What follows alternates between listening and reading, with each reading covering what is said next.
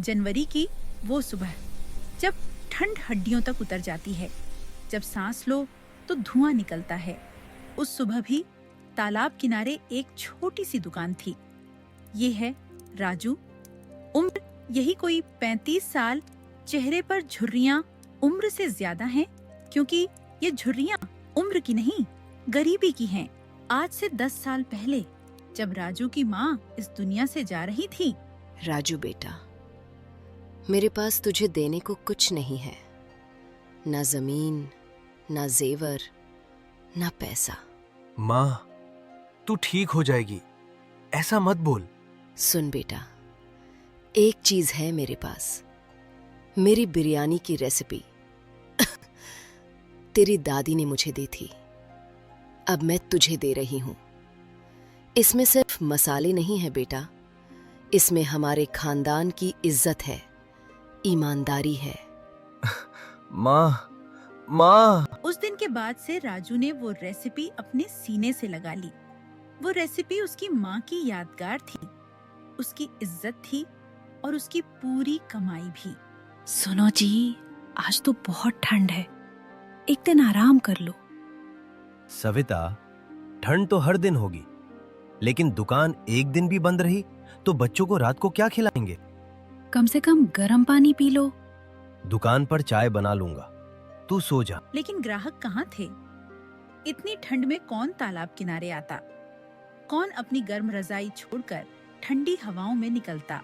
माँ, तूने कहा था मेहनत रंग लाती है। मैं मेहनत कर रहा हूँ माँ, रोज कर रहा हूँ। तो फिर रंग क्यों नहीं आ रहा?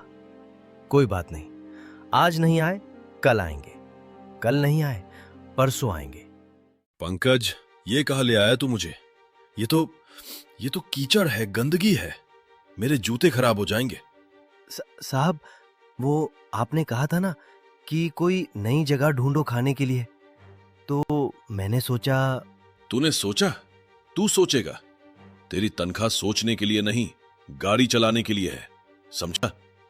जी साहब, माफी साहब, लेकिन एक बार बिरयानी तो चक्कर देखिए, सुना है बहुत लाजवाब है। रुक रुक पंकज, ये खुशबू ये कहां से आ रही है?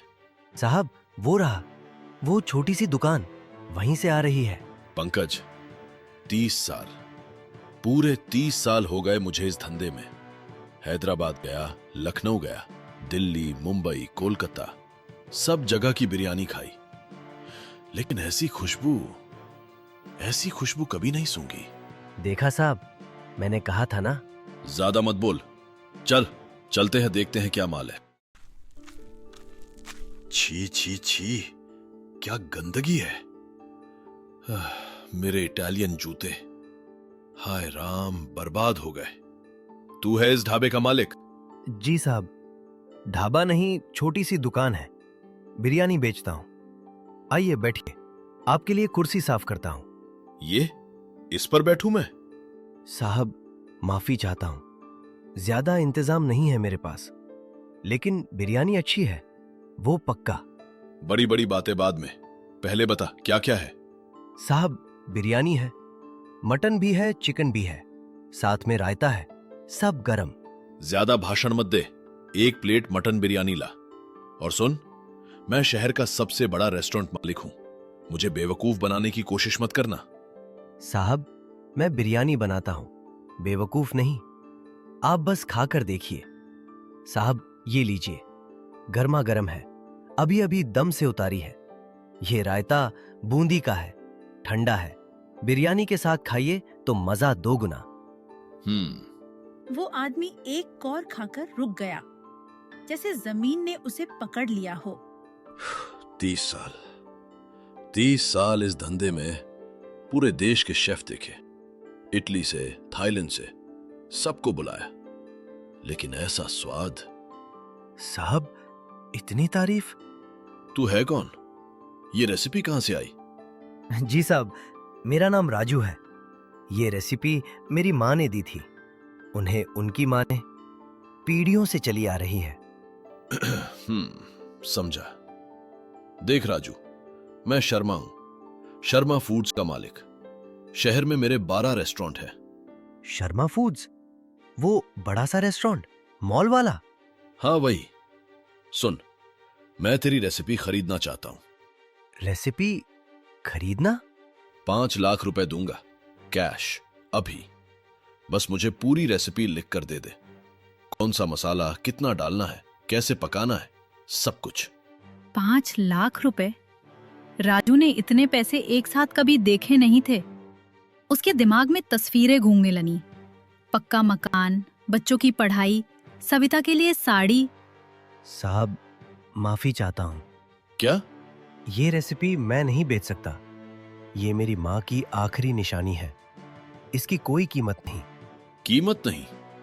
ले, 7 लाख, 8 लाख, बोल कितने चाहिए?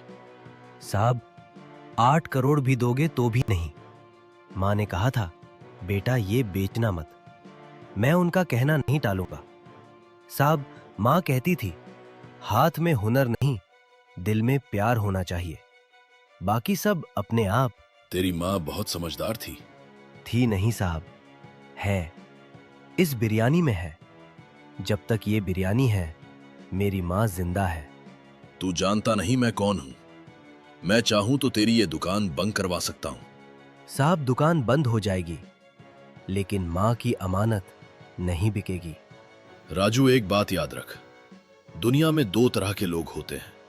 एक जो हुनर रखते हैं, एक जो हुनर पहचानते हैं। तू पहली तरह का है, मैं दूसरी तरह का। मैं फिर आऊंगा बहुत पंकज, अंदर आ, जल्दी आ। जी साहब, बोलिए, क्या हुक्म है? वो राजू बड़ा पक्का निकला साला। मैंने सोचा था पैसे देखेगा तो बिक जाएगा, लेकिन नहीं, अकड़ दिखा रहा है। सीधे तरीके से मानने वाला नहीं है वो। तो साहब, अब क्या करें? छोड़ दें उसे?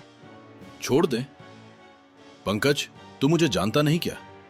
मैं विजय शर्मा हूं। जो चीज मुझे चाहिए वो मुझे मिलती है, हमेशा मिलती है। ये रेसिपी भी मिलेगी। लेकिन साहब, वो तो बेचने को तैयार नहीं है। जबरदस्ती कैसे? जबरदस्ती कौन कर रहा है?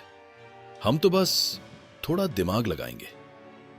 सुन, एक काम कर, कोई लड़का ढूंढ, गरीब सा, मासूम सा दिखने वाला, जो थोड़ी एक्टिंग कर सके।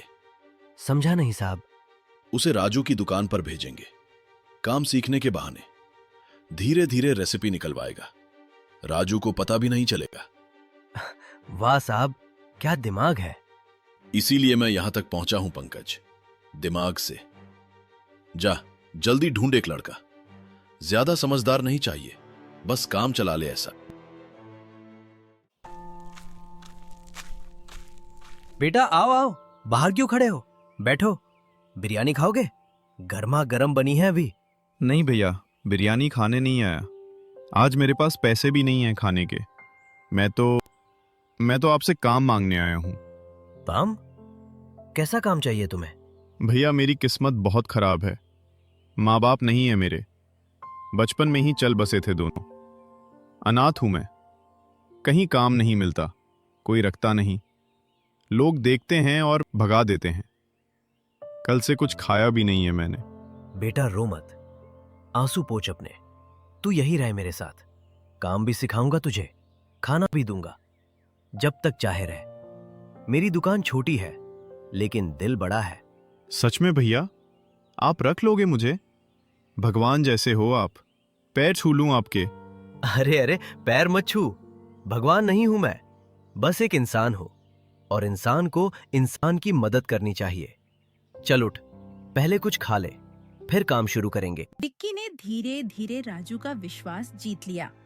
सुबह जल्दी आता, दुकान साफ करता, हर बात पर भैया भैया करता। राजू को लगा भगवान ने एक अच्छा साथी भेज दिया।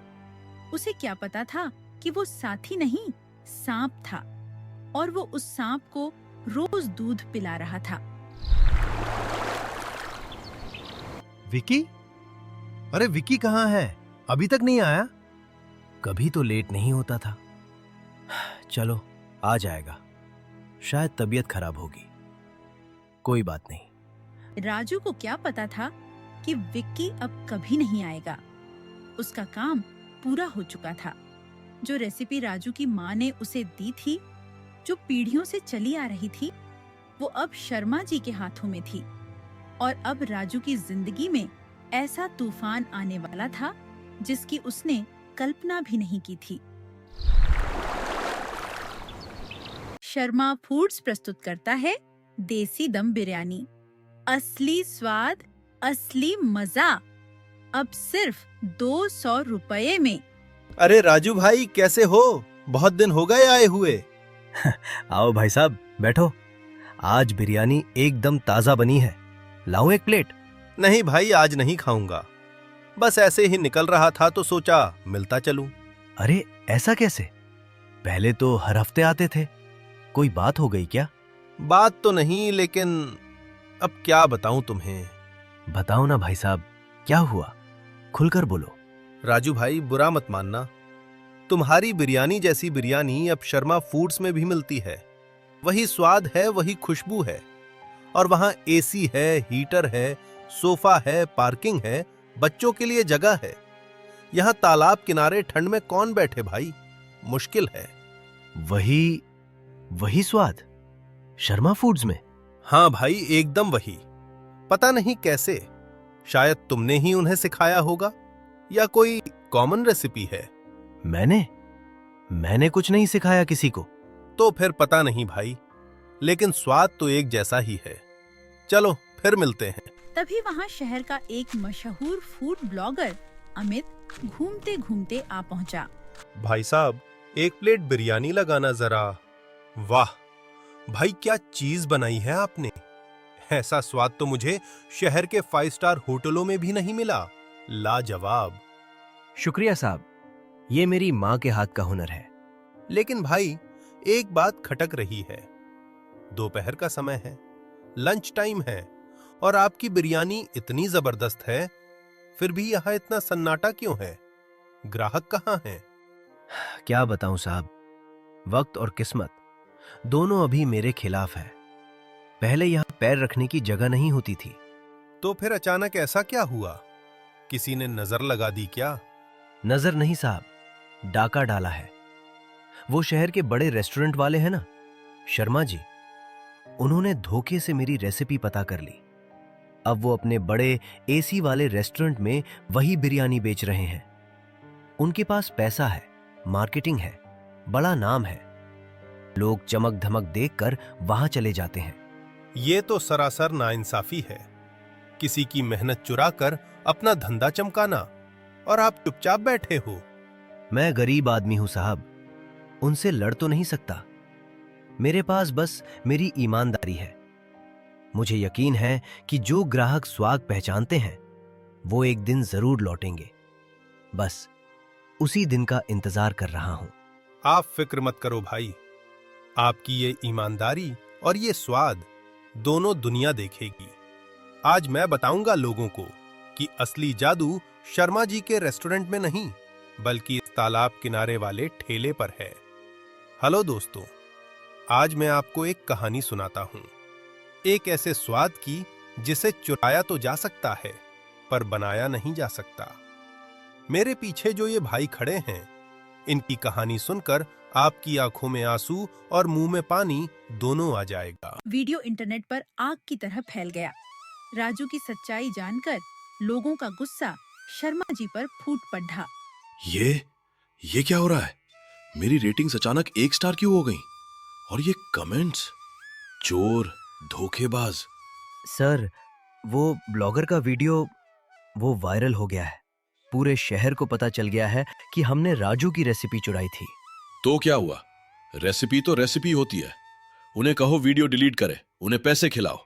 अब बहुत देर हो चुकी है सर। बात पैसों की नहीं, इज्जत की है। बाहर कस्टमर्स ने हंगामा मचा रखा है, सब बुकिंग्स कैंसिल हो रही हैं। नहीं, मेरा रेस्टोरेंट, मेरा नाम, सब बर्बाद हो रहा है। उस 2 कौड़ी के ठेले वाले ने मुझे हरा दिया। झूठ की इमारत ढह चुकी थी। शर्मा जी की चालाकी ही उनकी बर्बादी बन गई और राजू की सच्चाई लोगों के दिलों तक पहुंच गई। अगली सुबह तालाब का किनारा फिर से गुलजार हो गया। राजू के ठेले पर इतनी भीड़ थी कि पैर रखने की जगह नहीं थी। भाई लाइन बहुत लंबी है, लेकिन बिरयानी तो अब यहीं खाएंगे। सही कहा। शर्मा जी के यहाँ तो सिर्फ दिखावा था, असली स्वाद यहाँ है। देख राजू, आज पूरा शहर तेरे साथ खड़ा है। शर्मा जी का घमंड टूट गया। ये सब ऊपर वाले का करम है सुरेश। सच परेशान हो सकता है, लेकिन हार नहीं सकता। अब तो दुकान पक्की करनी पड़ेगी। ठेला छोटा पड़ रहा है। हाँ भाई, पर ईमानदारी वही पुरानी रहेगी। उस दिन सिर्फ राजू की बिरयानी नहीं बिकी, बल्कि ईमानदारी का सिक्का भी चल गया। राजू की कामयाबी ने सबको सिखा दिया कि चोरी के रास्ते छोटे जरूर होते हैं, लेकिन मंजिल तक सिर्फ ईमानदारी ही पहुंचाती है।